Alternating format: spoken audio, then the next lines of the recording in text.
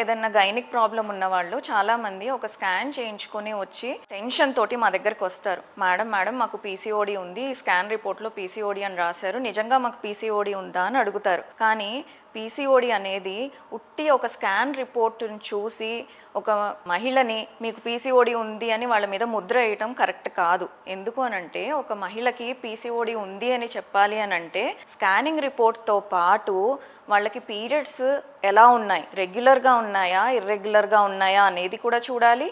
తర్వాత వాళ్ళకి male hormones ఎక్కువగా ఉండటం వల్ల వాళ్ళకి వచ్చే సిమ్టమ్స్ లైక్ ఫేషియల్ హెయిర్ కానివ్వండి, అన్వాంటెడ్ హెయిర్ కానివ్వండి, లేకపోతే హెయిర్ లాస్ కానివ్వండి, సివియర్ యాక్ని కానివ్వండి, ఇలాంటి ప్రాబ్లం ఏదన్నా ఉందా, లేకపోతే హార్మోన్స్ టెస్ట్ చేసినప్పుడు మేల్ హార్మోన్స్ ఎక్సెస్ ఏమన్నా ఉందా, ఇవి కూడా చూసుకున్న తర్వాతే ఆ పర్టికులర్ మహిళకి పీసీఓడి ఉంది లేనిది అనేది నిర్ధారించడానికి కుదురుతుంది. సో ఒక్క స్కాన్ రిపోర్ట్ని పట్టుకొని మాకు పీసీఓడి ఉంది లేది అని చెప్పడానికి కుదరదు.